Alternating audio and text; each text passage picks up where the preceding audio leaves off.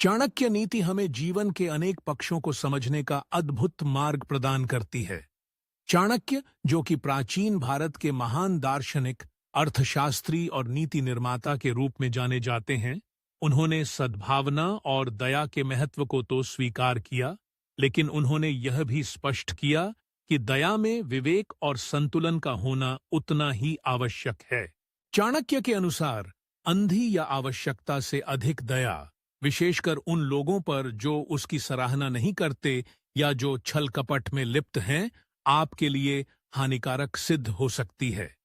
यदि आप अपने दुश्मनों या बेईमान लोगों पर दया दिखाते हैं, तो वे आपकी नम्रता का लाभ उठा सकते हैं और आपको संकट में डाल सकते हैं। इसी तरह बिना भेदभाव के जरूरत से ज्यादा उदारता दिखाने से आपकी अपनी संपत्ति या संसाधनों का क्षय हो सकता है, जिससे अंततः आप खुद ही असहाय हो सकते हैं। चाणक्य नीति सिखाती है कि आपको अपने करुणामय स्वभाव का प्रयोग सोच समझकर और सही पात्र के प्रति करना चाहिए।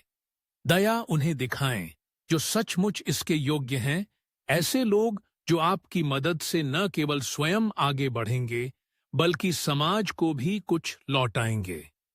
आप कितने ही भले क्यों न हों, यदि विवेक और सीमाएं न हों, तो आपकी भलमनसाहत आपके लिए जाल बन सकती है। कई बार जो सख्ती या कठोरता प्रतीत होती है, जैसे अनुशासन का पालन करवाना, असल में वह दीर्घकालिक कल्याण के लिए जरूरी होती है। नेता या शासक के संदर्भ में चाणक्य कहते हैं कि करुणा और शक्ति दोनों का संतुलन बनाकर ही समाज अथवा राज्य का कल्याण किया जा सकता है।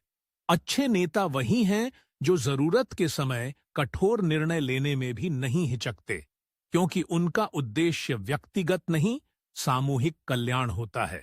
सारांशतः चाणक्य की यह नीति आज भी उतनी ही प्रासंगिक है जितनी प्राचीन काल में थी।